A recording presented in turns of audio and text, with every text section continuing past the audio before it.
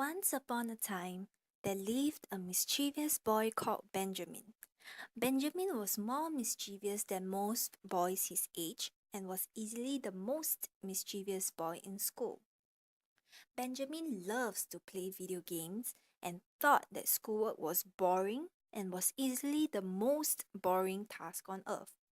His mother often tells him to stop playing so much video games, but to no avail.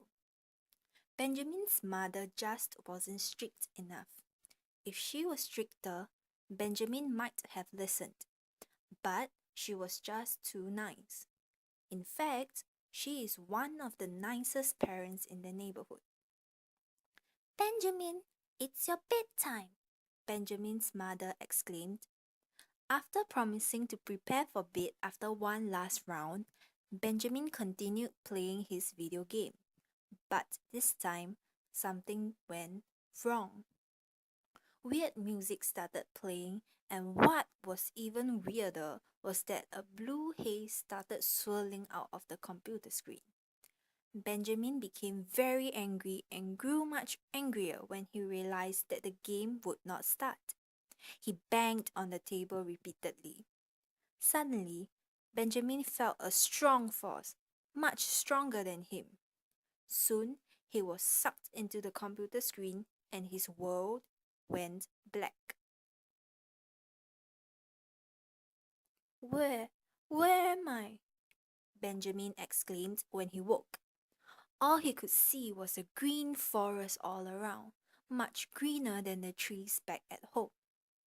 Getting to his feet, Benjamin started walking around, and to his horror, he realized that he had been sucked right into his video game. Oh no! Does that mean that? Before Benjamin could finish his sentence, a loud hissing sound echoed through the forest. The sounds grew louder and louder as Benjamin panicked. Suddenly, a snake appeared from the greenest tree in sight and hissed at Benjamin. Frightened, Benjamin started running as fast as he could while the slimy snake slithered after him. Luckily, Benjamin was faster than the snake and he outran it easily. Benjamin knew what was coming next, and the groans sounding from the forest confirmed his prediction. Benjamin knew finding his way home was important, but the most important thing right now was to figure out how to outrun the next monster. This monster was much quicker than the snake. Benjamin became more careful as he tiptoed his way through the forest, but as he took a careful step forward, rah! An ugly zombie emerged. Benjamin started running and running, and soon a large building loomed before him. It was larger than any other building Benjamin had ever seen. Panting heavily, Benjamin ran into the building and the heavy stone door slammed shut behind him. He found himself in total darkness. Little did Benjamin know that the zombie was the least of his worries. Benjamin felt something hot, possibly hotter than fire, fly past him.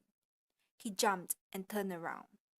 Behind him stood the largest creature Benjamin had ever seen. This creature was larger than an elephant and was uglier than a monster. It had glowing red skin and huge wings.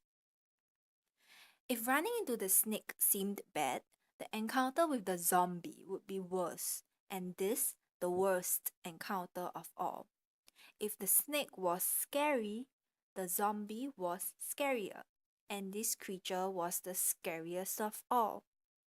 If the snake seemed to be strong, the zombie would seem stronger, and this creature the strongest of all.